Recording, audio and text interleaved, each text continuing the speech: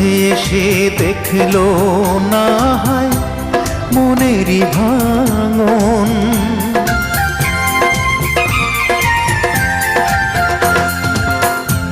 বুঝলো না কেউ ব্যথায় ভরা আমার জীবন। কাছে এসে দেখলো না হয় মনেরই ভাঙন। চার আঙ্গুলের এই কপালে, চার আঙ্গুলের এই কপালে কষ্ট বেড়ে যায়।